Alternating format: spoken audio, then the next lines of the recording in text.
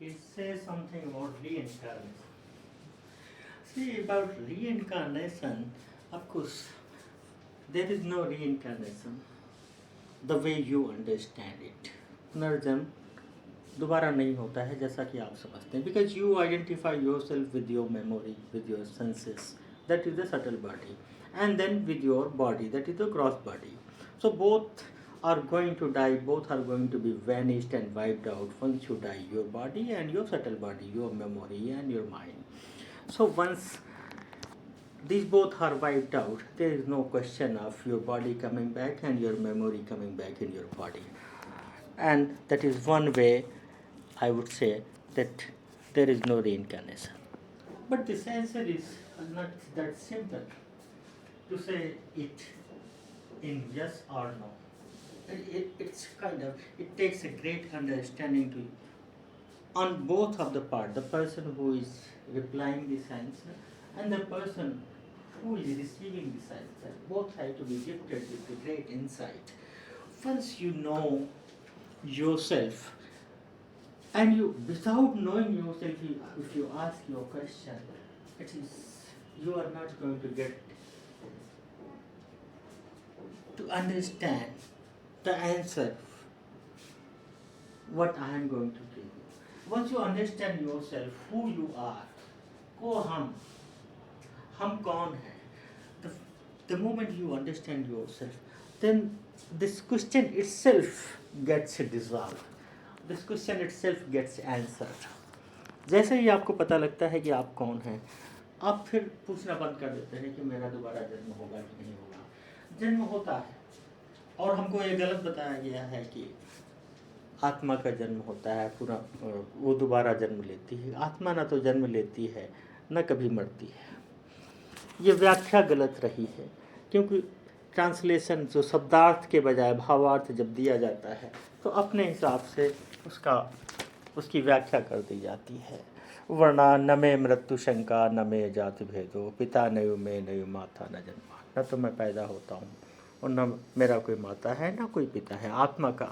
आत्मा is not, आत्मा means pure consciousness, the pure energy.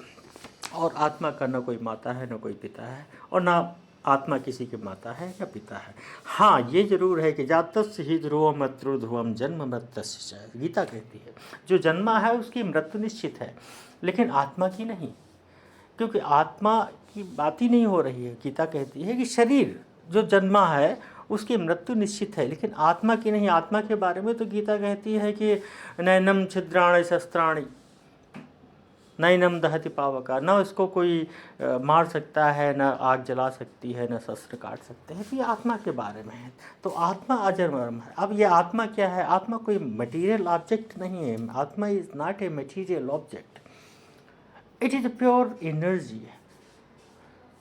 और यही क्वांटम फिजिक्स अभी तक तो क्वांटम फिजिक्स बाहर टहल रही थी, मटेरियल वर्ल्ड में आविष्कार कर रही थी और उसको जान रही थी. लेकिन जैसे जैसे ये और गहरे में और पार्टिकल्स तक और एटम्स तक पहुंची है, उसके बाद इसको क्वांटम फिजिक्स की ज़रूरत पड़ी और वहाँ पे नए सूत्र क्वांटम फिजिक्स में निकल के आए और वहाँ से नई थ्योरीज निकल के आई. कैलकुलस निकल के आया, E=mc² जो आइंस्टीन की बड़ी फेमस थ्योरी है वो निकल के आई. Principle of entanglement theory, observation theory, जो एटॉमिक की बहुत सारी थ्योरी आजकल निकल के आई हैं, वो सब यही बता रही हैं कि जो न्यूक्लियस है और जो न्यूट्रॉन, प्रोटॉन, इलेक्ट्रॉन हैं, ये भी बहुत सटल नहीं है. इनके भी अंदर है, इनको भी डिवाइड करके जब देखा गया तो और भी इनको लाखों पार्टिकल्स में डिवाइड किया गया. और वहाँ पे पता लगता है कि वहाँ जो मैटर है बिल्कुल समाप्त हो जाता है और केवल एनर्जी फॉर्म रहता है. जो क्वांटम फिजिक्स का अभी नोबेल पुरस्कार मिला है वो इसी में मिला है, क्वांटम डॉट्स. क्वांटम डॉट्स मतलब एक डॉट के millions of divisions done of one dot. That dot is the absolute source of energy. और वही जो source of energy है, वही जो हमारा जो फिजिकल एनर्जी है, जो फिजिकल पार्ट है, जो मटेरियल पार्ट है, उसमें उससे जब मिलती है तो एक नया आकार जन्म लेता है, जीवित आकार जन्म लेता है। जैसे फॉर एग्जाम्पल आप हम चश्मा लगाते हैं, हम जब चश्मा लगाते हैं तो हम देखने वाला कौन है? हम हैं, लेकिन हम चश्मे से देखते हैं। चश्मा हट जाए तो हमें दिखाई नहीं पड़ता, दृष्टा कोई और है, लेकिन चश्मे के माध्यम से हम देखते हैं। यही आत्मा और शरीर का रिलेशनशिप है। अब अगर चश्मा को हटा दें तो चश्मा स्वयं नहीं देख पाएगा, लेकिन चश्मे के बिना हम भी नहीं देख पाएंगे। ये दूसरा उसका कैरेक्टरिस्टिक है। तो चश्मे के बिना हम भी अधूरे हैं, ना चश्मा देख पाएगा और ना हम देख पाएंगे। तीसरी बात, चश्मा अगर टूट के गिर जाए तो चश्मे का जो जिस चीज़ों से वो बना है उसमें वो विलीन हो जाएगा, वो वेनिश हो जाएगा और चश्मे का एक नया रूप बनेगा। वो ज़रूरी नहीं कि चश्मा ही बने, वो किसी और आकार में उसका रूपांतरण हो सकता है। उसी तरीके से हमारा शरीर जब मृत होता है तो वो नए रूप में उसका पंचभूतों में जब विलीन हो जाता है तो फिर उसका एक नया रूपांतरण हो सकता है। वो नवचर जलचर किसी भी रूप में, प्राणी में, ह्यूमंस में, you may take another form, animal form, maybe human form, जो भी हो सकता है। जैसे कि गीता में कहा गया, वासांस जीर्णानि यथा विहाय नवानि गुह्याति नरो पराणि। जैसे कि हम अपने पुराने वस्त्रों को त्याग कर नए वस्त्र ग्रहण करते हैं, तथा शरीराणि यत् विहाय जीर्णा, उसी तरीके से शरीर भी पुराने आकार को छोड़कर अन्यानि संयाति नवानि देहि। नवानि देहि मतलब नई देही, नया आकार को वो धारण करती है। अन्यानि मतलब डिफरेंट आकार को, अन्यानि संयाति नवानि देहि। कौन धारण करता है? शरीर, आत्मा नहीं। ये हमको गलत समझाया गया कि आत्मा का पुनर्जन्म होता है। No, there is no reincarnation of आत्मा।